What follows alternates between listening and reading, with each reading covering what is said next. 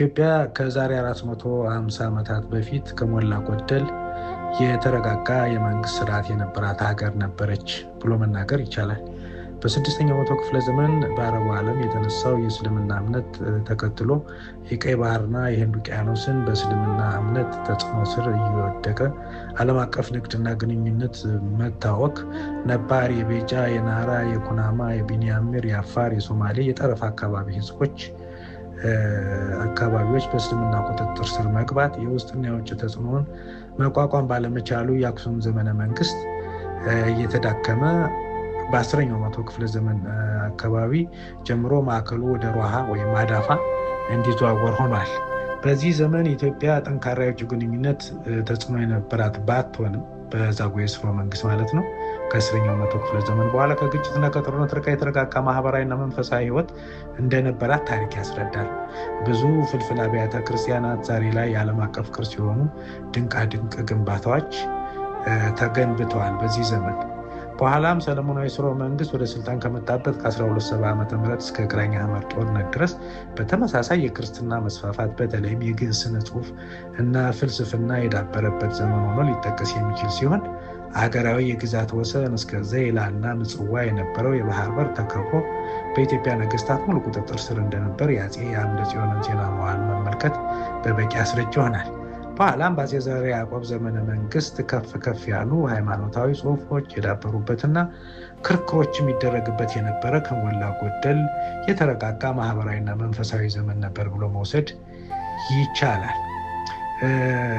የህዝብ መፈናቀል፣ መሳደድና መጎሳቆል በእነዚህ ዘመናት በስፋት ተዘግቦ አናገኝም። በተለይም ህዝቡ የተረጋጋ ማህበራዊ ህይወት እንደነበረው ለመገንዘብ እንችላለን። ከግራኝ አህመድ ጦርነትና እሱን ተከትሎ የመጣው የኦሮሞ ወረራ በኢትዮጵያ በታሪኳ አይታ የማታውቀው ማህበራዊ ምስቅልቅል፣ ስደት፣ ግድያ፣ የማንነት ስልቀጣን የተከሰተበት አጠቃላይ የቀውስ ዘመን ነበር ብሎ መውሰድ የሚቻል ነው።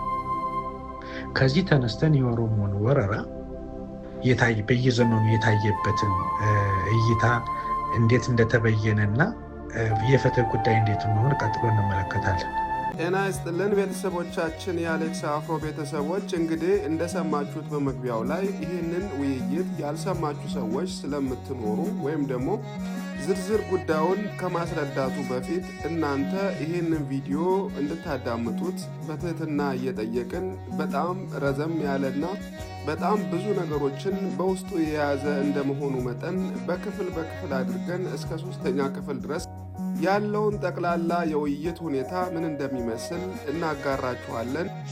ውይይቱን በጥሞና ካዳመጣችሁ በኋላ ስለ ውይይቱም ሆነ ስለ አጠቃላይ ይዘቱ ያላችሁን አስተያየት በኮሜንት መስጫው ላይ እንድታካፍሉን በትህትና መጠየቅ እንወዳለን። ትንታኔውን ከጨረሰ በኋላ ተመልሰን እንገናኛለን። ከዛም በመቀጠል ደግሞ የሚቀጥለውን ፓርት እናቀርብላችኋለን። በጥሞና እንከታተል። የኦሮሞ ወረራ ዘመን የታሪክ ስብራቶች እስከዛሬ የዘለቁበት መሰረታዊ ምክንያት ወረራውን የበየንበት ብያኔ አንዱና መሰረታዊ ችግር ነው ብሎ መውሰድ ይቻላል። አብሮነት፣ ትብብር፣ አንድነት በተባሉ ሰበቦች ምክንያት ነገሩን ከምንጩ ከመረዳትና በልኩ ከመበየን ይልቅ ኦሮሞ በብዛትና በአውዳሚነት በወረራ የደመሰሳቸውን ባህል፣ ቋንቋና ማንነቶች ወደ ጎን በመተው የህዝብ ለህዝብ መዋሃድ እንደተፈጠረና ይህን በአዎንታዊ ጎን ብቻ በመመልከት እጅግ ስሁት ቅስቀሳ ሲደረግ መኖሩ አንዱና መሰረታዊ ቁልፍ ችግር ነው። ለዚህ መሰረታዊ ስሁት ድምዳሜ አስረጅ ሆኖ ሊቀርብ የሚችለው የኦሮሞን ወረራ በተለያየ መንግስታት የትምህርት ስርዓት ውስጥ በጽሁፍ በማስተማሪያነትም በጽሁፍም የቀረበበትን መንገድ መመልከት ነገሩን ግልጽ ያደርገዋል። ከደርግ ዘመነ መንግስት በፊት ጀምሮ በነበሩ ነገስታት ወረራውን በስሙ የኦሮሞ ወረራ ወይም በቀድሞ የኦሮሞ ስም በዛ የኦሮሞ ወረራ ተብሎ የተጠቀሰ መሆኑን ከተለያዩ ታሪክ መጽሐፍት በዘመኑ ከነበረው መረዳት እንችላለን። በየዘመኑ ወይም በየገዳ ስርዓቱ በየ8 ዓመቱ የኦሮሞ አባገዳ የወረራቸውን ግዛቶች ያሳደድና ያፈናቀላቸውን ወይ ከናካቴ የጨፈለቃቸውን ጎሳዎች በመዘርዘር እየተጠቀሰ ለመታወቅ ተችሏል። የአባ ባህሪ ድርሰቶችን ከደርግ ዘመን በፊት የነበረ ስለነበር የረጅም ጊዜ ቢሆንም በአፄ ሰርፀ ድንግል ዘመን የተጻፈ ቢሆንም በዛ አንግል ለመረዳት እንችላለን። ወረራውን በስሙ ወረራ ብሎ ሲጠራው እንመለከታለን። በወረራ ለጠፉ ማንነቶች፣ ለተሰደዱ፣ ለተጨፈለቁና መከራ ለደረሰባቸው ህዝቦች እውቅና ሲሰጥ፣ ወረራውን ግን ሲፈርጅ ወይም በወረራ ያበየነበትን መንገድ አብዝቶ ወይም አጠንክሮ ሲኮንነው አንመለከትም። ወረራውን ከስሙ ከመጥራት ባሻገር ሁለተኛው በደርግ ዘመነ መንግስት የነበረው ነው። በደርግ ዘመነ መንግስት የመንግስት ጉልበት ይዞ የተከሰተው ቡድን ከራሱ ከኦሮሞው ልሂቅ የወጣ ስለሆነ የኦሮሞን ወረራ በስሙ ከመጥራትና ታሪካዊ ፍትህ ለማስፈን በብሔራዊ እርቅ ናሽናል ሪኮንሲሊዬሽን ወይም በሀገራዊ የመግባባት ዘዴ የእርቅና ስምምነት ወይም ፍትህ ከማስቀደም ይልቅ በተገላቢጦሽ ኦሮሞን ተበዳይና ጭቁን አድርጎ በመሳል በወረራ ለዘመናት ይዟቸው ከቆዩ ግዛቶችና ከጨፈለቃቸው ማንነቶች በላይ የኦሮሞን መጨቆን ብጥለው ገለበጠኝ እንዲሉ ሌላ በደል በመጨመር የሐሰት ትርክ በመፈብረክ የፍትህን አይን በማጥፋት የተለየ አዲስ በደል ሲጭን እንመለከተዋለን። የኦሮሞን ወረራ በስሙ ከመጥራት ይልቅ የኦሮሞ ስደት ወይም ኦሮሞ ማይግሬሽን ብሎ ሲለውጠው እናገኛለን። አንዱ የፍትህ መዛባት ምልክት አንድን ታሪካዊ ወንጀል በስሙ ካለመጥራት ይጀምራል። ወይም ሌላ የዳቦ ስም በመስጠት ማድበስበስና መሸፋፈን በማድረግ የተበዳይ ማንነቶች ድጋሜ እነሱን በመበደል ሆኖ እንዲያልፍ ያደርጋል። ራሱን ቀደም ከኦሮሞ በፊት ሲጠራበት ከነበረ ስሙ በዚህ ስም የተፈጸመውን በደልና ጥፋት ሆን ብሎ ከታሪክ ገጽ ለማፋቅ ለመካድ እንዲመቸው ኦሮሞ ብሎ ሲቀይረው እንመለከታለን። ለምን የሚለውን ጥያቄ የሚመልስ እስከዛሬ አልተገኘም። በምን ጥናት፣ በምን አዋጅ፣ በምን ስልጣን የሚለው ሁሉ መፈተሽ ያለበት ነው። ነገር ግን በደርግ ጊዜ ነው ኦሮሞ የሚለው ስም ለአገልግሎት የዋለው። ነገር ግን ምክንያቱም መገመት እንችላለን። ከፍሎ እንደተጠቀሰው በዛ በቀድሞው የኦሮሞ ስም የተፈጸሙ የዘመናት ወንጀሎችን ከታሪክ ገጽ ለመደምሰስ ሲባል ታስቦበት የተደረገ መሆኑን ያሳያል። ደርግ የተባለው ቡድን ወዲያውኑ ወደ ስልጣን ሲወጣ ያደረገው መሆኑ ደግሞ ሲታሰብ ሆን ተብሎ ታቅዶ የተሰራ ፍትህን የማዳፈን ተንኮል ሆኖ እናገኘዋለን።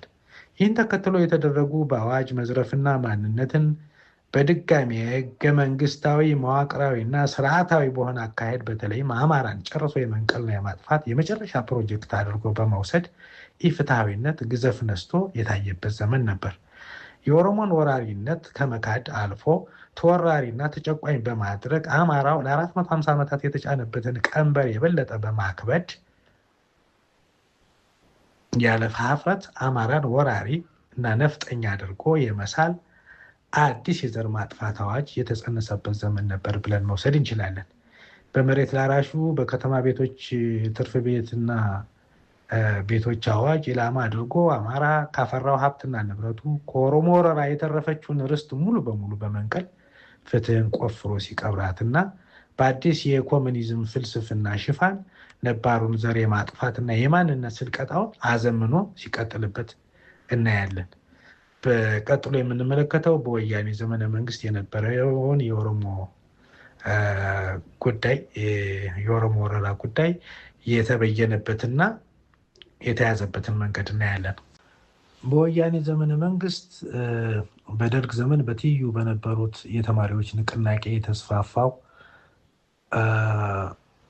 ወፍ ዘራሽ የኮሙኒስት ግልብ ርዕዮተ ዓለም በተለያየ ድርጅቶች የስልጣን ፉክክርና መተላለቅ የታጀበው ፍትህን የመድፈቅ አባዜ ተጠናክሮ ወያኔና ኦነግን የመሰሉ ድርጅቶች ወደ ስልጣን ሲመጡ የኦሮሞ ወረራ ወደ ታሪካዊ ዳራው መልሰው ብሔራዊ እርቅና ፍትህን የማስፈን ስራ ከመስራት ይልቅ እጅግ በባሰና በተወሳሰበ መንገድ ኦሮሞን ተጨቋኝና ተበዳይ አድርጎ የበለጠ በማስጮህ የጎሳ ክልል በመከለል ሰበብ ቀደም ሲል ለዘመናት የወረረውን መሬት ቡራኪ አድርጎ በመስጠት ኦሮሚያ የተባለ ክልል በመፍጠር ኦሮሚያ የሚለው በጥቅስ ውስጥ ነው።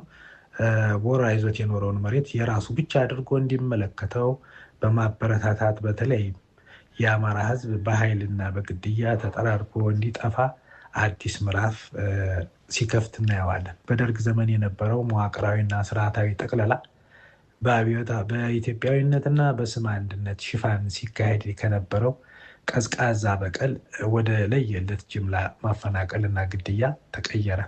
በወያኔ ዘመን የኦሮሞ ስደት ወይም ኦሮሞ ማይግሬሽን ሲባል የነበረው በደርግ ዘመን ኦሮሞ ማይግሬሽን ሲባል የነበረው ወደ ኦሮሞ መስፋፋት ወይም ኦሮሞ ኤክስፓንሽን ተለውጦ ኢትዮጵያ በውስጥ ከነበረ ባሌ ግዛት ውስጥ መዳወላቡ ከተባለ ቦታ ተነስቶ ወደ ኦሮሞ በአብዛኛው የኢትዮጵያ የምስራቅ ማዕከላዊና ምዕራባዊ ክፍል ተስፋፋ የሚል አዲስ ትርክት በትምህርት ስርዓት ውስጥ በማካተት ለንግድና ለግብርና እና ለኢንቨስትመንት እንደተስፋፋ በማስመሰል በወረራ ያጠፋውን ስልጣኔ ያስከተለውን ማህበራዊ ቀውስና ያጠፋቸውን ማንነቶች በይፋ ፍትህ ሲነፍጋቸውና ሲክዳቸው ከበቂ በላይ አማራን ጎዳሁ በሚል የጥላቻ ፖለቲካ የኦሮሞን ወራሪነት በማድበስበስ ታሪካዊ ስህተት ሲፈጽምና ፍትህን ደጋግሞ ሲቀብራት አይተናል።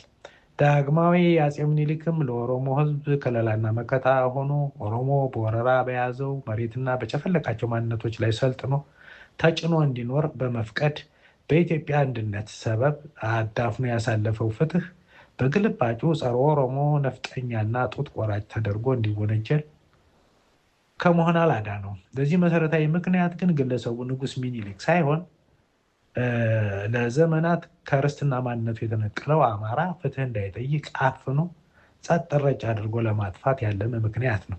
ሚኒሊክ ሰበብ እንጂ ዋናው የጥቃት ኢላማ አማራ ለመሆኑ አንድና ሁለት የለውም። በወያኔ ዘመን ጸንቶ የቆየውን የተዳፈነ ፍትህ የበለጠ ህገ መንግስታዊ መዋቅራዊና ስርዓታዊ በማድረግ በበደል ላይ በደል በመጨመር ጉዳዩ ቀስ በቀስ ከሚደረግ ዘርን የማሳሳትና የመሰልቀት ሂደት ወደ ለየለት ፊት ለፊት የዘር ማጥፋት ወንጀል እንዲቀየር አድርጎታል። የወያኔ ዘመን የተዘነጋ ፍትህ እንደተነፈገ ይቆጠራል እንዲሉ ቀድሞም በመዘንጋት ሳይሆን ከጅምሩ የተዳፈነ እንዲሆን ተሰርቶበታልና እያደር በደሉ እየባሰ ሄዶ ዛሬ ኦሮሞማ ከተባለ ወንጀለኛ ስርዓት እጅ ላይ ወድቆ የአማራ ህዝብ ጨርሶ ከገጸ ምድር እንዲጠፋ ከተፈረደበት ዘመን ላይ ደርሰናል። ነገሩን ለማጠቃለል ኦሮሞ ላለፉት 450 ዓመታት ያለ ሃይባይ ሙሉ ወረራ የማንነት ስልቀጣ ሲያደርግ የኖረና ዛሬም የኦሮሞ ልሂቃን እውነቱን በመካድና የጥፋት አድማሳቸውን በማስፋት የሐሰት ትርክት በመፈብረክ ጭራሽ የኩሽ ማንነት የሚል አዲስ የወረራና ስልቀጣ ፕሮጀክት ነድፈው በጥፋታቸው እየታበዩ ቅድሚያ መጥፋት አለበት ብለው ካሉት የአማራ ህዝብ ላይ የዘር ማጥፋት ወንጀል እየፈጸሙ ይገኛሉ። ኦሳ የሚባለውን የኦሮሞ ስተዲ አሶሲዬሽን የሚባለውን ለዚህ ማጣቀሻ ማድረግ ይቻላል። ኦሳ የሐሰት ትርክት ፋብሪካው ኦሳ ነው የሚባለው። ዛሬ ላይ የተነሳ የጎሳ ስያሜያቸው ኦሮሞ የሆኑ ኦሮሞነት በጉልበት የተጫነባቸው በሞጋሳ የተጫነባቸው ጎሳዎች ኦሮሞ በወረራ በያዘው የአማራ ርስት በፈጠጋር፣ ዳሞት፣ ቢዛሞ፣ ናሪያ፣ ባሌ እና ደዋሮ ውስጥ ዛሬም አሉ። ይህን እውነት መካድ ሌላ ፍትህን የማዳፈን ጭካኔ ነው። ይህን እውነት መካድ ለመጪው ጊዜ የባሰ መከራ ማዋለድ ወይም ማሳደር ነው። በጉዲፈቻ እናሳድጋለን፣ እናቅፋለን፣ ኦሮሞ አቃፊ ነው የሚል ሚዛኑን የሳተ ትርክት ፈጽሞ የጭፍለቃና ስልቀጣ ስልት መሆኑ ታውቆ ይልቁንስ ከላይ እንደተጠቀሰው በሞጋሳ እና ህዝብን እንደ ህዝብ የመሰልቀጥና የማጥፋት ወረራ ነው ብለን መበየን ያስፈልጋል። አማራን ያለ ግብሩ በወራሪነትና ነፍጠኛነት የሚከሱት ኮሚኒስት ተማሪዎች መቼ ትምህርታቸውን እንደሚጨርሱ ባይታወቅም ዛሬም ተማሪ ነን ካሉ ወራሪው ወይም ጦረኛውና ጨፍላቂው የገዳ ኦሮሞ ስርዓት መሆኑን እንዲማሩና እንዲያርሙ አበክረን እንመክራለን። ባለፉት 450 ዓመታት ፍትህ ተቀብራለች። ያለ እውነትና ያለ ፍትህ ደግሞ እያደር ውድመትና ጽልመትና ዋልድ ይሆናል እንጂ ወደፊት ፈቀቅ ማለት አይቻልም። በዳግማዊ አፄ ምኒልክ የተነፈገውን ፍትህ አማራ በግልባጭ ሊከሰስበት ቀርቶ በኦሮሞ ሊካስና ይቅርታ ሊጠይቅ በተገባው ነበር። ያለ ፍትህ የትኛውንም ህዝብ የትኛውንም ሀገር ሰላማዊ ማድረግ አይቻልም። በዓለም ላይ የራሷን ፍትህ በራሷ የነፈገች ሀገር ብትኖር ኢትዮጵያ ብቻ ትመስለኛለች። በየዘመኑ የነበሩ አጋጣሚዎችን በደሉን ከመካስ ጥፋቱን ከማረም ይልቅ በተገላቢጦች በበደል ላይ በደል በጥፋት ላይ ጥፋት ሲደራረብ ነው የኖርን። የአማራ ህዝብ የዚህ ሁሉ በደል ገፈት ቀማሽ ሆኖ በራሱ የህልውና አደጋ በራሱ የሁሉና አደጋ ላይ ኢትዮጵያን ለማኖር አላስፈላጊና ትርፍ ዋጋ ሲከፍል የኖረ ህዝብ ነው። ታሪክ የሚረሳውና የሚዘነጋው በደል የለም። ታሪክ በየዘመኑ ድርጊቶችን ይመዘግባል። እንደ ዘበት ልናዳፍነው የፈለግነው ፍትህ ዞሮ ከባድ ዋጋ ያስከፍላል። እውነቱን መቀበል፣ ለተፈጸሙ በደሎች እውቅና መስጠት፣ ምናልባትም የነገን ፍትህ ዛሬ ላይ የማስፈን ቅድመ ዝግጅት ሆኖ ሊወሰድ ይችላል።